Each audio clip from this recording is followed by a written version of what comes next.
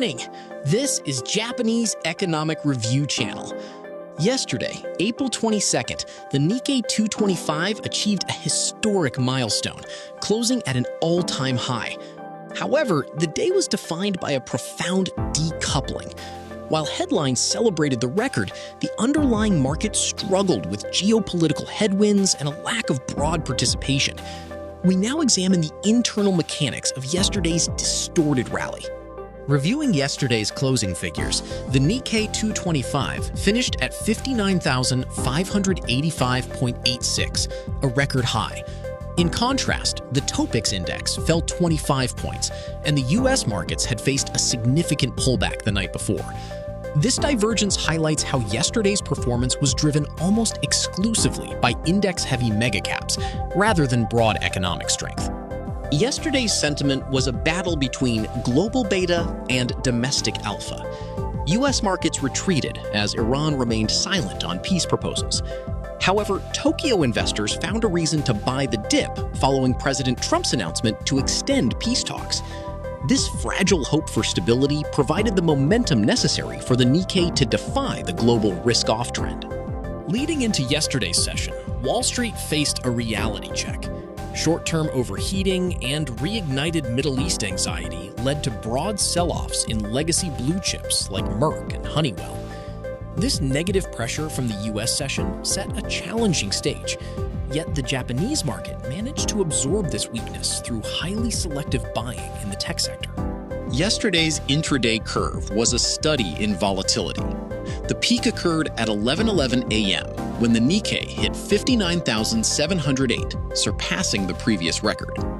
Although the afternoon saw profit-taking pressure that briefly pushed the index into the red, a late-day recovery ensured a record-breaking close.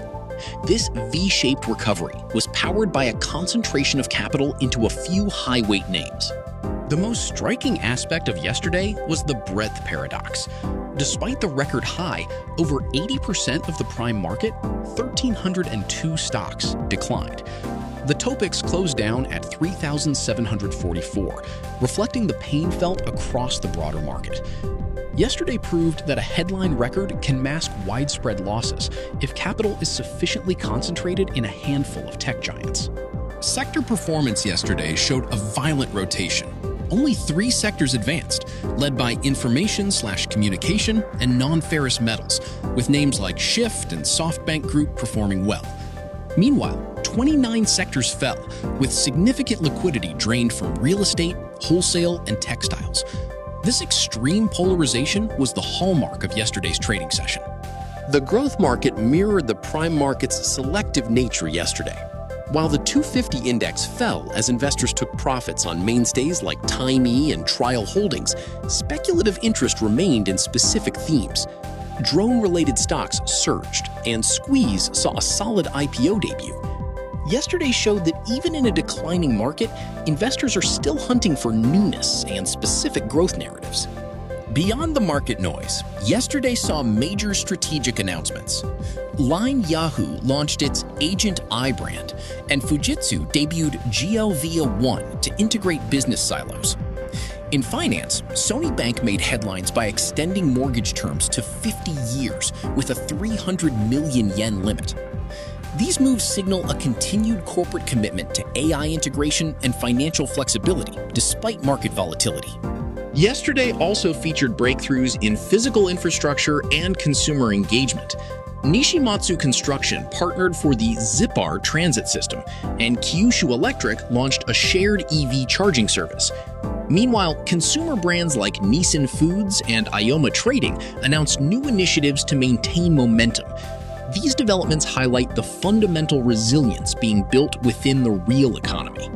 In summary, yesterday, April 22nd, was a masterclass in market concentration. We saw global beta dragging down value stocks, while structural concentration forced the headline index to historic highs. The record is official, but it remains a fragile peak. For a true and sustainable rally, we will need to see capital rotate back into the 1,302 lagging equities that were left behind yesterday. Thank you for watching the Japanese Economic Review. We look forward to having you with us again.